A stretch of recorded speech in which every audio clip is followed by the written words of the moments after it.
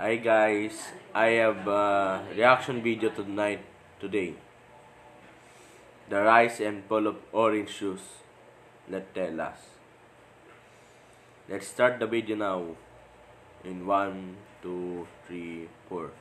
Creating a liquid beverage out of fruits is one of the long-running staples of human consumption.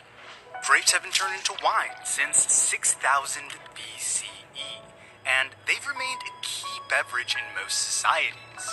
Apples have been turned into cider, usually hard cider, for nearly as long, with the earliest recordings of its consumption emanating from Julius Caesar in 55 BC. Do you know that the orange has so many vitamins that you can eat one orange a day to keep you healthy? And lemonade has been popular since at least 900 CE. All of these fruity concoctions caught on because, besides their flavor and the persuasion of their alcoholic content, they had utility. They were seen as being nutritious. Wine and beer supplied clean calories and kept longer than non-alcoholic juices. They were safer to consume and could provide nutrients that clean water just didn't. Notably absent from that list, however, is orange juice, or any variations on orange-related beverages. That's because, surprisingly, most people didn't like orange juice, and they especially didn't like the idea of pairing it with other foods. Do you know that the orange juice is a citrus family fruit? It's related to the calamansi, lime, lemon, and passion fruit. So, how did orange juice become a staple of the American breakfast? And what has caused its most recent demise? Spoiler alert, it's not just because it's considered unhealthy. In the early 1900s, a coalition of farmers known as the California Fruit Growers Exchange was doing something drastic. Instead of nurturing the growth of the orange trees they worked so hard to plant over generations, they were chopping them down in droves. Why? An overabundance of oranges. The coalition had more citrus than they knew what to do with, and they were in desperate need of a solution to this surplus. News of this waste of resources made its way to one of the hottest marketing men at the time, Albert Lasker. He saw an opportunity to make a big impact on the orange industry. After being hired, his first suggestion was for all the different farmers in the California Fruit Growers Exchange to unite under one brand name, Sunkist. Yup, that Sunkist. This is their origin story, and that's why their logo is of an orange. Marketers united them to make selling the fruit easier. His next suggestion was to invent the idea of orange juice to sell to the American public. Making one glass of orange juice requires between 2 to 3 oranges. But today, the vitamin C in the orange is so helping that you can be healthy in the times of COVID-19. So, getting people hooked on drinking multiple oranges rather than eating just one at a time Or would solve ascorbic their acid. abundance problems. On top of that, it allowed them to start selling juice extractors, doubling the number of products they sold and profits they made. And to beat out any competition, he also suggested that they give out free Sunkist branded spoons in exchange for returning 24 orange wrappers. For a brief second, Sunkist became the largest purchaser of flatware in the United States. The slogan, "Drink in Orange," is attributed to boosting sales of oranges by 400%. So it's clear that this advertising campaign worked. The advertising convinced people that it was a nutritious drink that should be served with every meal, and people drank it up. It was only a matter of time before it became a staple at the American breakfast table. At least for Americans who are close to these farms. They could enjoy fresh oranges and canned orange juice freely. But for people further away, it wasn't as enticing. Though pasteurization and other new technologies that made canning juices possible popped up around the same time, orange juice never held well. It confused chemists for a long time, but the truth of the matter was that as soon as orange juice was packaged, these Today, orange juice is now can be carbonated to make soft drinks like Fanta, Royal, and many others like Sesto in the Philippines. essential oils within it began to degrade. What was left was a bitter, brown, terrible tasting liquid that bore no resemblance to the fresh squeezed orange juice it once was. This was in stark contrast to apple juice and tomato juice, which traveled well and kept their flavors, thus making them the default choices to pair with your breakfast at the time. So, even in the early 1900s, when oranges and orange juice popularity was explosive, it didn't shift national consumption habits quite yet. That problem wouldn't be solved until World War II. The brutalities of World War II came in many forms.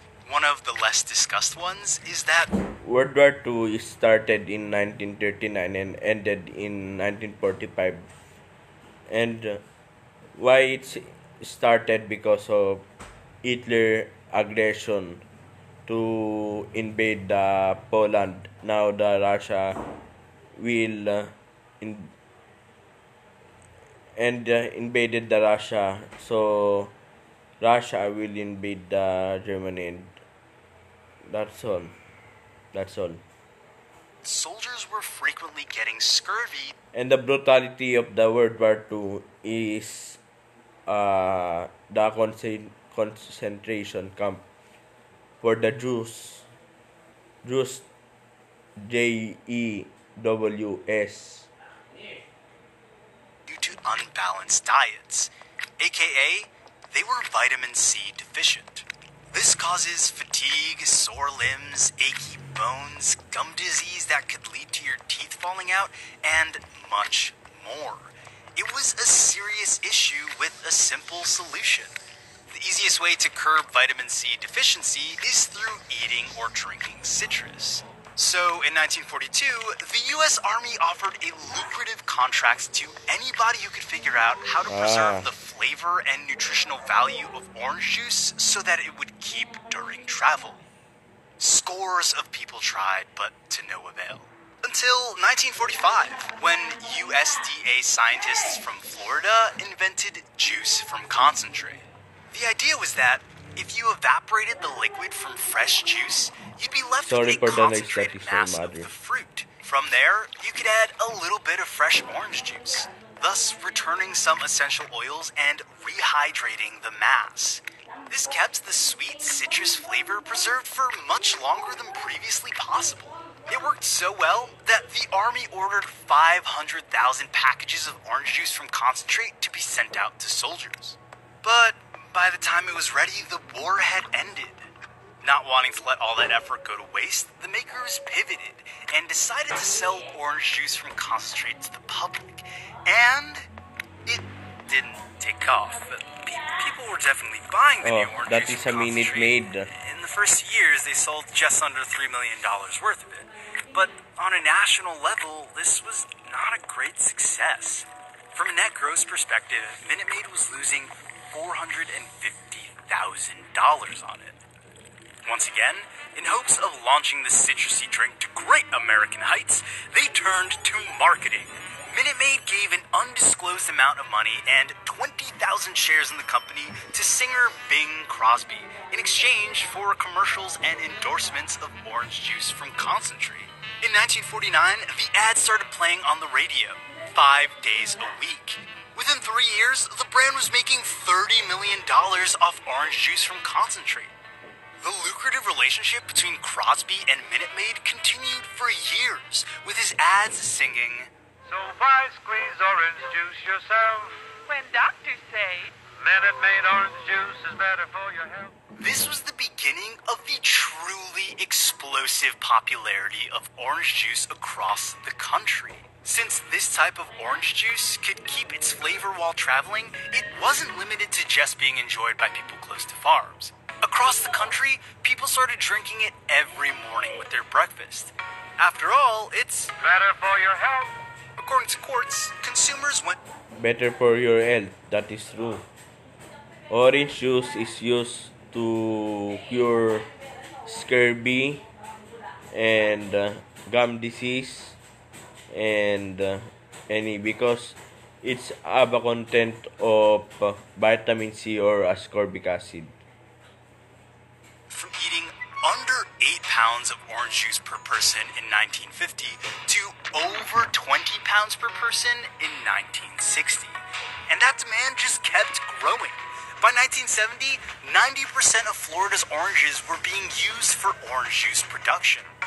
Orange juice consumption just kept growing to become one of the most popular beverages in America. So, what happens when you get to 1998? What shifted in America's love affair with the fruit juice that caused its sudden continual drop year over year? Well, a few things. First, let's get the obvious one out of the way. Orange juice isn't as good for you as it was originally marketed to be. You've probably heard this argument before, so I'm not going to spend too much time on it. The broad strokes of it are that orange juice is basically a lot of sugar. As we now know, sugar isn't good for you in high quantities. Seeing as it's easy to drink sugar without thinking about it as consuming sugar, many people have stopped drinking fruit juices in general to counteract that. But it's not just about health concerns. Americans are more frequently skipping breakfast altogether. According to the American Journal of Lifestyle Medicine, 89% of people ate breakfast daily in 1970. In 2016, according to the American Journal of Clinical Nutrition, that number has dropped down to just 75%. Since drinking a cold glass of OJ is most associated with breakfast time, skipping the meal altogether often means skipping having orange juice with that kind of frequency. But across the board, one of the biggest reasons that people are steering away from orange juice is that it keeps getting more expensive. Though it's been expensive before, OJ became really cheap from 1990 to around 2005.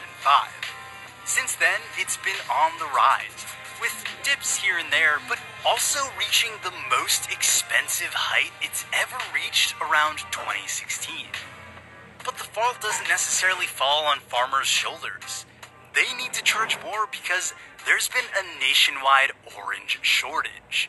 That's in large part due to an insect-borne infection known as citrus greening. According to the University of Florida, it hasn't just affected the US. It's also hit hard in Asia, Africa, the Indian subcontinent and the Arabian Peninsula, and Brazil. It's a disease that causes trees to develop yellow blotches. It affects the root of the trees and everything that comes off of them. The oranges that grow may fall from the tree long before they're ripened, and even if they don't, there's just way less of them. They are usually smaller and they have a bitter, salty taste, which is not what people want out of oranges or orange juice. In 2013, NPR reported that virtually 100% of Florida's orange groves were affected by citrus greening. Since Florida was one of the nation's biggest producers of oranges, the limited patches of good oranges became a much more valuable commodity. Farmers spent more money harvesting, and that cost got shifted to the consumer. With all that context, this graph Do you know that orange is actually a yellow? Yellow. But I said it. makes a lot more sense. The rise and fall of orange juice was seemingly inevitable when you factor in all the difficulties it's had to face. But the future might not be so bleak. According to IHS Markit's Agribusiness Intelligence, the shortages are coming to an end. Both Florida and Brazil have had increases in production, and that could be a light at the end of the tunnel. With more oranges, prices might return to lows that make sense to the consumer. But that's only if supermarket chains decide to pass on the savings. Seeing as demand keeps falling year over year, however, that might not end up being as simple as it sounds. Are we at a time right before the next big marketing scheme causes another explosive pop in popularity? Or is our love affair... Do you know that in the Philippines, orange juice and mango juice is mixed in the tang flavor drinks juice? And the tang has a weirdest mix in the orange in the juice industry in the Philippines, like pineapple and orange mix with together, and orange and mango mixed together. That's it all. the popular citrus drink coming to an end? Sound off in the comments below. If you like this video, please give it a thumb. Thank you for watching, and I may end this video now. Goodbye, and subscribe for more video in the future. Goodbye. Bye bye.